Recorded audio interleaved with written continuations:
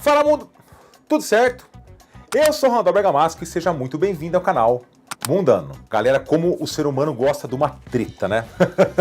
Ou de criar uma treta, ou de ficar observando uma treta. Hoje vamos ter esse arzinho aí de programa de fofoca. Não vai ser um programa de fofoca, gente. A gente vai falar sobre grandes tretas fronteiriças a países que brigam aí por causa de fronteiras, e é sobre isso que vamos falar aqui nesse vídeo. E lembrando que esse vídeo é um oferecimento da Mundano Store, a loja oficial do canal Mundano. Vai lá, se você não conhece, dá uma olhadinha, escolhe uma coisa legal pra você, tá? E ajude aqui o canal. Conheça a Mundano Store, o link tá aí na descrição. Então vamos lá, tretas, grandes tretas fronteiriças, mas antes, roda a vinheta.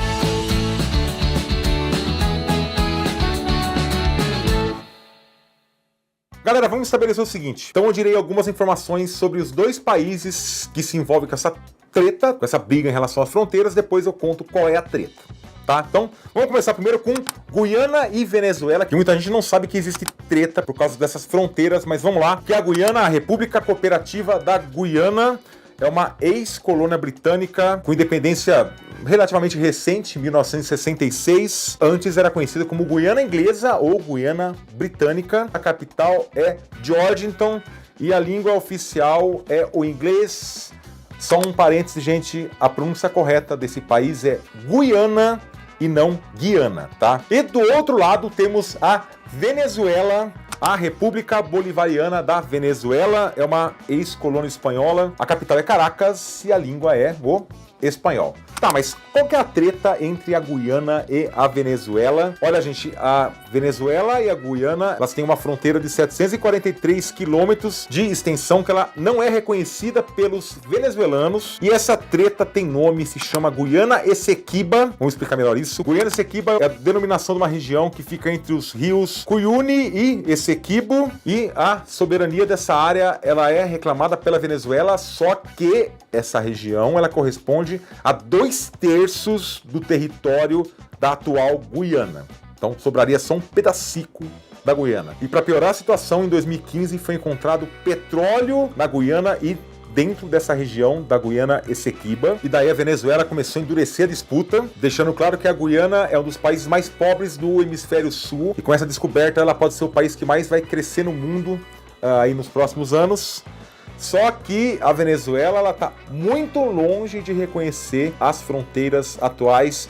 Por isso é muito comum, quando você vê em mapas, a divisa entre a Venezuela e a Guiana, ela está tracejada, tá? Porque é uma divisa que a Venezuela não reconhece. Então, é isso. E a segunda treta dessa lista é entre Etiópia e Somália, que é uma baita de uma treta. Vamos lá, primeiro falando sobre a Etiópia, a República Democrática Federal da Etiópia, é um pouco menor aí que o estado do Pará. A capital é Addis Abeba e a língua oficial é o amárico, não confundir com o aramaico, por favor. E do outro lado temos a República Federal da Somália, é um pouco maior que o estado de Minas Gerais. A capital é Mogadíscio e as línguas oficiais são o inglês e o árabe. Então vamos lá, gente, qual que é a treta entre esses dois países? A Somália, ela se tornou independente do Reino Unido e da Itália em 1960 e já no ano seguinte começou a se estranhar com a sua vizinha Etiópia.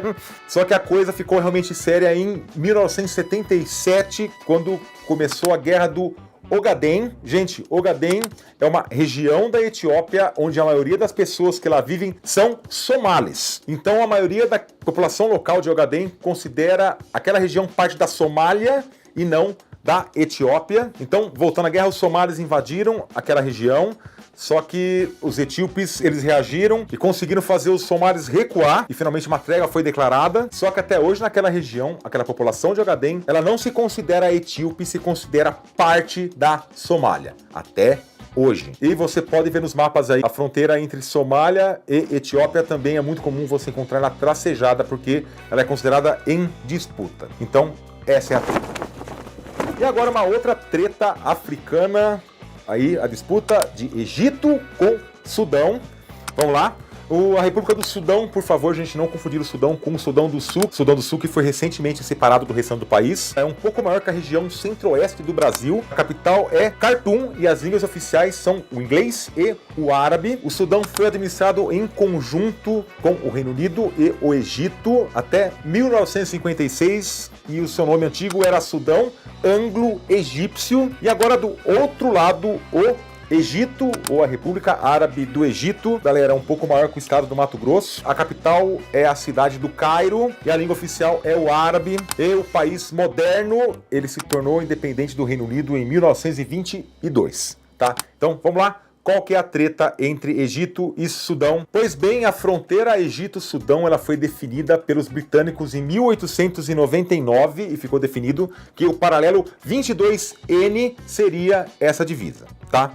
Só que, alguns anos depois, em 1902, os britânicos mudaram um pouco essa fronteira e passaram a região conhecida como Triângulo de Halaib para o Sudão, só que já em 58 o Egito não aceitou isso e começou a enviar tropas ali para aquelas redondezas. O Egito reivindicando como sua e o Sudão também. Em 2000, o Sudão retira seu exército do Triângulo de Halaib e essa região passou a ser ocupada pelo Egito. Só que, galera, foi descoberto petróleo naquela região em 2004, aí acho que não preciso nem falar nada, né?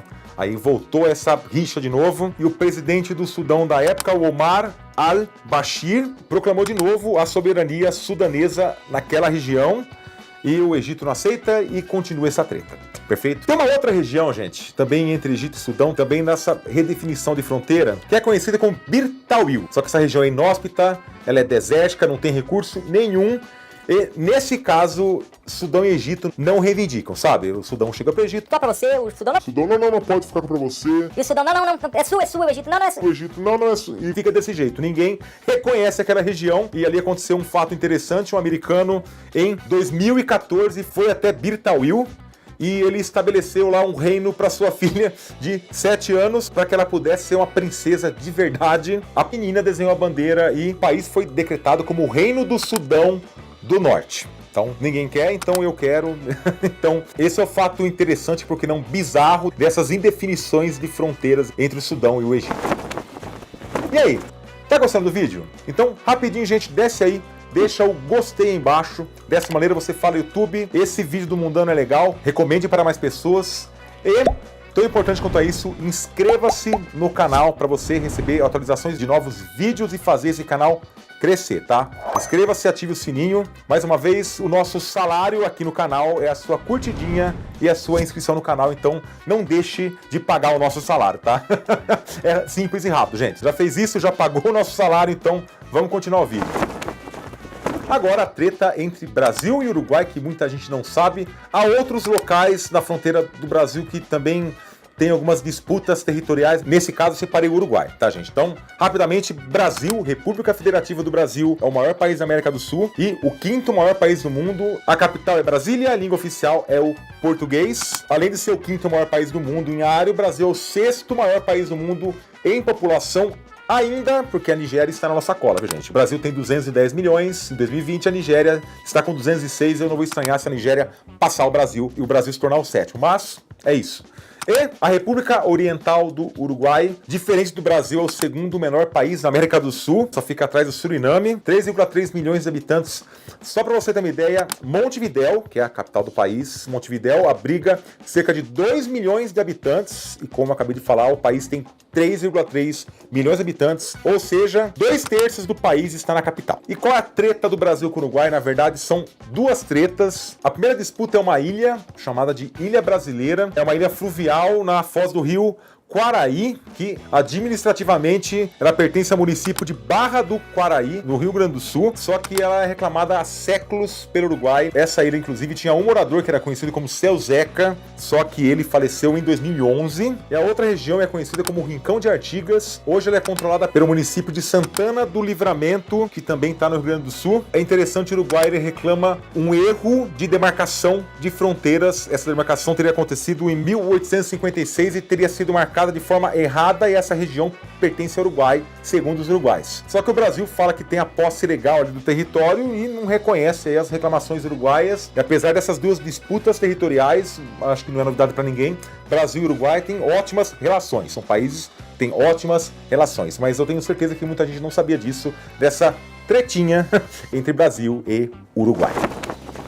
E pra gente fechar, essa eu deixei de propósito por último, que essa é uma bagunça tremenda, é uma tretona, é uma baita de uma treta entre o Marrocos e o Saara Ocidental. Calma que você vai entender. Então, de um lado, temos o Reino do Marrocos, que é um país do norte da África, um pouco maior que o Mato Grosso do Sul. A capital é Rabat, e as línguas oficiais são o árabe e o berbere.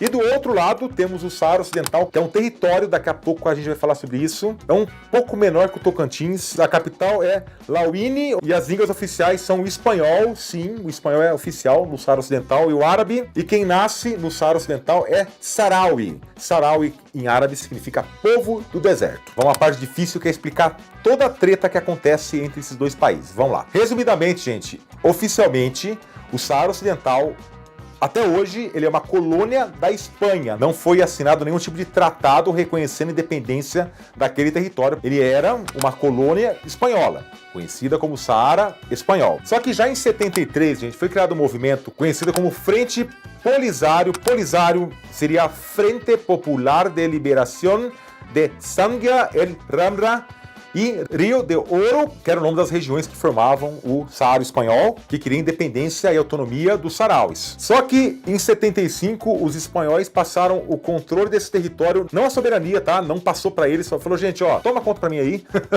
mais ou menos, bem a grosso modo. Passou para Mauritânia e para o Marrocos, e a Espanha saiu do local. Em 79, a Mauritânia deixa esse território, só que o Marrocos hoje reivindica como parte do seu território. Daí a Frente Polisario, ela conseguiu tomar 25% do território do Saara Ocidental, inclusive é um território bem inóspito, bem desértico, e onde ainda há muitas minas terrestres. Aí sim, onde está o que eles chamam de República Árabe Sahrawi Democrática, que a sigla é RASD, que é um estado parcialmente reconhecido. Só que dezenas de milhares de sarauis, eles estão em campos de refugiados na província de Tindouf, na Argélia e também na Mauritânia. Muita gente não sabe disso, mas um enorme muro construído de pedra e areia aí separa essa parte que é do Marrocos com a República Sahrawi. É um muro de 2.700 metros, e esse muro é conhecido como Muro do Saara. E em 91, marroquinos e integrantes aí da Frente Polisario chegaram a negociar um plebiscito para a população local, para quem eles queriam pertencer, tá? Se queriam manter sob domínio espanhol ou se tornar um país independente, só que esse plebiscito nunca aconteceu. Então, tá aí, resumidamente, essa baita treta entre Saara Ocidental e Marrocos.